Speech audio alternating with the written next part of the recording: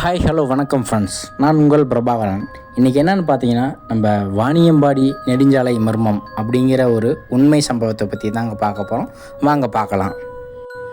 இந்த சம்பவம் பார்த்திங்கன்னா சுமார் ஒரு 90 காலகட்டத்தில் நடந்த ஒரு சம்பவங்க. இது எங்கே நடந்துச்சுன்னு பார்த்தீங்கன்னா, நம்ம வேலூர் மாவட்டம் வாணியம்பாடி அருகில் ஒரு சின்ன கிராமத்தில் நடைபெற்றதாக கூறப்படுதுங்க. ரவி என்பவர் பார்த்தீங்கன்னா சென்னையில் ஒரு தனியார் நிறுவனத்தில் வேலை பார்த்துட்டு இருக்கிறாருங்க. ஒரு நாள் சனிக்கிழமை இரவு அவரோட சொந்த ஊர் திருப்பத்தூருக்கு போகிறதுக்கோசரம் அவர் பைக்கில் தனியாக பயணம் செஞ்சுட்டு இருக்கிறாருங்க.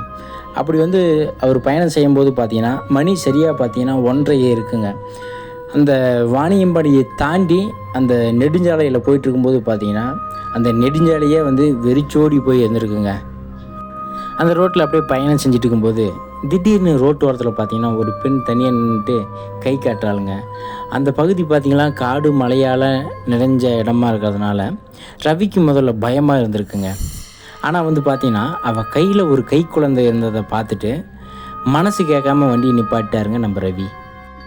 அப்புறம் பார்த்திங்கன்னா அந்த பெண் அழுதுகிட்டே நம்ம ரவிக்கிட்ட சொல்கிறாங்க, என்னுடைய கணவன் விபத்தாகி விட்டார், பக்கத்து கிராமத்தில் இருக்கிற ஹாஸ்பிட்டலில் சேர்த்திருக்கிறாங்க, நான் அங்கே போகணும், தயவு செஞ்சு உதவுங்க அப்படின்னு அந்த பெண் அழுதுகிட்டே கேட்டுக்கிறாங்க. நம்ம ரவிக்கு அந்த பெண்ணை அந்த இடத்துல விட்டுட்டு போகிறதுக்கு அவருக்கு மனசு இல்லைங்க. அதனால் அந்த பெண்ணை அவரோட பைக்கில் உட்கார வச்சுக்கிட்டாருங்க. அவர் உட்கார வச்சுக்கிட்டு அங்கேருந்து கிளம்ப ஆரம்பிச்சிட்டாரு நம்ம ரவி. அந்த இடத்த விட்டு வெகு தூரம் போய்கிட்டே இருக்கிறாங்க. அப்படி போயிட்டே இருக்கும்போது பார்த்தீங்கன்னா ரவிக்கு பின்னால் ஏதோ ஒரு மாற்றம் தெரிஞ்சிச்சிங்க. அந்த காலம் பார்த்தீங்கன்னா ஒரு கோடை காலமாக இருந்திருக்குங்க. அந்த பெண்ணை பின்னாடி அமர வச்ச பின்னாடி பார்த்தீங்கன்னா ரவி முதுகு சைடில் பார்த்தீங்கன்னா ஏதோ ஐஸ் கட்டி போன்ற குளிர்ச்சியாக பரவ ஆரம்பிச்சிருக்குங்க நம்ம ரவிக்கு. நம்ம ரவி வண்டி ஓட்டிக்கிட்டு அந்த ஹெட்லைட் வெளிச்சத்தில் பார்த்தீங்கன்னா அந்த சாலையில் விழக்கூடிய நிழலை பார்த்துருக்குறாருங்க நம்ம ரவி. அப்படி பார்க்கும்போது பின்னாடி உக்காந்துட்டு இருந்த அதோட பெண்ணோட நிழல் நம்ம சாலையில் விழவே இல்லைங்க. பயத்தில் நம்ம ரவிக்கு வேர்க்க ஆரம்பிச்சிருச்சுங்க. அப்படியே போயிட்டே இருக்கும்போது மெதுவாக அவரோட பைக்கோட சைட் மிரரை பார்க்குறாருங்க. அப்போ பார்த்தீங்கன்னா அங்கே அவர் கண்ட காட்சி பார்த்தீங்கன்னா அவரை உரைய வச்சிருச்சிங்க அப்படியே. ஏன்னா அந்த பெண்ணோட முகம் மங்கலாக தெரிஞ்சிச்சிங்க.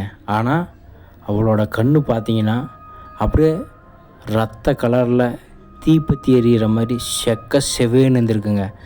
அது பார்த்திங்கன்னா அந்த பெண்ணு நம்ம ரவியை உத்து பார்த்துக்கிட்டே இருக்குங்க. அதுக்கப்புறம் பார்த்திங்கன்னா பயத்தில் நம்ம ரவி வண்டியை வேகமாக ஓட்ட ஆரம்பிச்சிட்டாருங்க. ஆனால் பின்னாடி இருந்த அந்த உருவம் பார்த்திங்கன்னா ரவியை பார்த்து பயங்கரமாக சிரிக்க தொடங்கிடுச்சுங்க. அந்த சிரிப்பு பார்த்திங்கன்னா ஒரு பெண் சிரிப்பது போல் இல்லாமல் ஏதோ ஒரு பயங்கரமான ஒரு ஆத்மா சிரிக்கிற மாதிரியே இருந்திருக்குங்க நம்ம ரவிக்கு. அதுக்கப்புறம் பார்த்தீங்கன்னா ரவி அவரோட ஊரோட எல்லையை ரீச் பண்ணிட்டாருங்க. ரீச் பண்ணோன்னே அங்கே ஒரு சின்ன ஒரு கோயில் ஒன்று இருக்குங்க. அது எப்படி கண்டுபிடிக்கிறாருன்னு பார்த்தீங்கன்னா அந்த கோயிலில் ஒரு லைட் ஒன்று எரிஞ்சிருக்குங்க. அதை பார்த்தோன்னே நம்ம ரவி அந்த வேறு எங்கேயுமே நான் அந்த வண்டி நிப்பாட்டாமல் வேகமாக கோயில் நோக்கி போயிட்டே இருக்கிறாருங்க. அப்படி போயிட்டுருக்கும்போது பின்னாடி இருந்த அந்த பெண் ஒரு அலற சத்தம் கேட்டிருக்குங்க. அலற சத்தம் கேட்டோன்னே அடுத்த நொடியே பார்த்தீங்கன்னா அந்த பைக்கு பின்னாடி உட்காந்துட்டு இருந்தால் ஒரு ஆள் உட்காந்துதான் எவ்வளோ வெயிட்டாக இருக்கும், அவங்க இல்லைன்னா எப்படி இருக்கும், அந்த மாதிரி யாருமே இல்லாத மாதிரி ஒரு ஃபீல் ஏற்பட்டுருக்குங்க ரவி போய் திரும்பி பார்க்கும்போது அங்கே யாருமே இல்லைங்க. அதுக்கு பின்னாடி பார்த்தீங்கன்னா அந்த கோயிலில் வண்டி நிப்பாட்டி நம்ம ரவி போய் சாமி கும்பிட்றாருங்க. சாமி கும்பிட்டு அதுக்கப்புறம் வண்டி எடுத்துகிட்டு அவர் வீட்டுக்கு கிளம்ப ஆரம்பிச்சிட்டாருங்க. அதுக்கப்புறம் அவர் வீட்டுக்கு போய் ரீச் ஆனோன்னே அவர் வீட்டில் காலிங் பில் அடித்தோன்னே அவங்க அப்பா அம்மா 2 பேரும் கதவை நீக்கி விட்றாங்க. நீக்கி விட்டோன்னே ஒரே பதப்பதப்பாக அவர் போயிருக்காங்க. என்ன ஏது அப்படின்னு கேட்கும்போது அவர் எதுவுமே சொல்ல கிடையாதுங்க.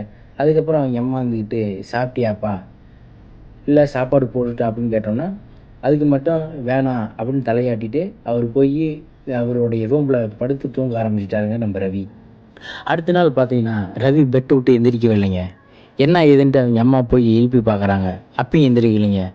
அதுக்கப்புறம் ரவியை தொட்டு பார்க்கும்போது ஆனாலும் காய்ச்சல் கொதிக்க ஆரம்பிச்சிருச்சிங்க. ஏன்னு பார்த்தீங்கன்னா அந்த நைட்டு நடந்த சம்பவத்தை நினச்சிக்கிட்டே படுத்து தூங்கினதுனால ரவிக்கு உடம்பு முடியாமல் போயிடுச்சிங்க. அவங்க அம்மா உடனடியாக ரவியோட அப்பாவை கூப்பிட்டு இந்த மாதிரி நம்ம பையனுக்கு உடம்பு சரியில்லை, சீக்கிரம் வைத்தியரை வர சொல்லுங்கள் அப்படின்னு சொல்லி சொல்லி விட்றாருங்க. உடனடியாக அவங்க அப்பா அங்கேருந்து போய் வைத்தியரை போய் பார்த்து என் பையனுக்கு உடம்பு சரியில்லை வாங்க அப்படின்ட்டு வீட்டுக்கு அழைச்சிட்டு வந்துருக்குறாருங்க. வைத்தியர் வந்தோடனே நம்ம ரவிக்கு வைத்தியம் பார்க்க ஆரம்பிச்சிட்டாருங்க. அதுக்கப்புறம் பார்த்துட்டு அதுக்குண்டான மூலிகையெல்லாம் கொடுத்துட்டு போகிறாருங்க. இந்த மாதிரி காலையில் ஒரு டைமு சாயந்தரம் ஒரு டைம் இந்த மூலிகை கொடுங்க, அதுக்கப்புறம் இந்த காய்ச்சல் சரியாகலாம் மறுபடியும் சொல்லுங்கள் நான் வந்து பார்க்குறேன் அப்படின்னு சொல்லிட்டு வைத்தியர் அங்கேருந்து கிளம்பிடுறாருங்க. அதுக்கப்புறம் பார்த்தீங்கன்னா அந்த மூலிகையெல்லாம் சாப்பிட்டு பின்னாடி ஒரு வாரம் கழிச்சு தாங்க நம்ம ரவிக்கு உடம்பு சரியாக போயிருக்கு. அதுக்கு பின்னாடி பார்த்தீங்கன்னா நம்ம ரவி இருந்துக்கிட்டு அவனுடைய நண்பர்களையும் ஊர் பொதுமக்கள் அவனுடைய உறவினர்கள்லாம் சந்திக்கிறதுக்கோசரம் ஊருக்குள்ளே போகிறாருங்க. அப்படி போயிட்டு இருக்கும்போது ஊருக்கு மத்தியில் வந்து பார்த்திங்கன்னா இந்த பெரிய மனுஷர்கள்லாம் உட்காந்து பேசக்கூடிய ஒரு இடம் ஒன்று இருந்திருக்குங்க. அங்கே போகும்போது பார்த்திங்கன்னா அங்கேருந்து பெரியவங்கலாம் ரவியை கூப்பிட்டு என்னப்பா எப்படி இருக்கிற, நல்லா இருக்கிறியா, உடல் நலம்லாம் நல்லா இருக்குதான்னு விசாரிக்கிறாங்க. அதுக்கு நம்ம ரவி இருந்துட்டு பரவாயில்லைங்க, இப்போ ஓரளவுக்கு பரவாயில்ல, நல்லா இருக்கிறேன் அப்படின்னு நம்ம ரவியும் சொல்கிறாருங்க. சொல்லிவிட்டு அவருக்கு மனசு கேட்கலிங்க. மனசு கேட்காம இருந்துக்கிட்டு இப்படி அந்த நைட்டு வரும்போது இந்த மாதிரி ஒரு ரோட்டில் ஒரு பெண்மணி நின்றுட்டு இருந்தா, அவளை ஏற்றிட்டு வந்தேன், திடீர்னு அது மறைஞ்சு போயிடுச்சு, என்ன ஏதுன்னு தெரியல, அதனால தான் வந்து இப்படி எனக்கு ஆயிடுச்சு அப்படின்னு ஊர் பொதுமக்கள்கிட்ட சொல்கிறாருங்க. உடனடியாக இருந்துக்கிட்டு அப்போ தான் அந்த ஊர் பொதுமக்கள் எல்லாம் அந்த உண்மையை சொல்கிறாங்க ரவிக்கிட்ட. அங்கே வந்து பார்த்தீங்கன்னா சுமார் ஒரு 10 வருஷத்துக்கு முன்னாடி அதே இடத்துல வந்து ஒரு பெண்ணும் அவரோட கை குழந்தையும் வந்து லாரி மோதி விபத்தில் இறந்துட்டாங்க. அன்று முதல் இன்று வரை பார்த்தீங்கன்னா அந்த சாலையில் வந்து நள்ளிரவு பயணம் செய்யும்போது அவங்கள வந்து இப்படி தான் அந்த ஆவி பயமுறுத்திட்டு இருக்குது அப்படின்னு ஊர் பொதுமக்கள்லாம் நம்ம ரவிக்கிட்ட சொல்கிறாங்க. அதுக்கு பின்னாடி தான் நம்ம ரவிக்கு புரிஞ்சிருக்குங்க, நம்ம அன்னைக்கு ஏற்றிட்டு வந்தது ஒரு பெண்மணி இல்லை, அது ஒரு ஆவின்னு.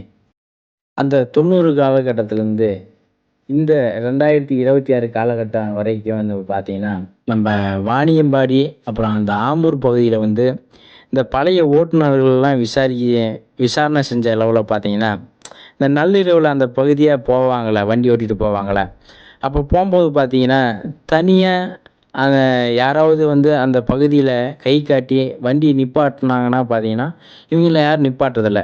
ஏன்னா இந்த பயத்தாலேயே வந்து இந்த வாகனங்கள்லாம் யாரையும் நிப்பாட்டுறதே இல்லைங்க. இது வந்து ரியலாக நடந்த ஒரு உண்மை சம்பவம் தாங்க. இந்த மாதிரி உண்மை சம்பவம் பிடிச்சிருந்தா நம்ம சேனல் லைக் பண்ணுங்கள், ஷேர் பண்ணுங்கள், சப்ஸ்கிரைப் பண்ணுங்கள், மறக்காமல் பெல் ஐக்கானை கிளிக் பண்ணுங்கள். இதே மாதிரி வேற ஒரு உண்மை சம்பவத்தில் உங்களை வந்து சந்திக்கிறேன். நன்றி, வணக்கம்.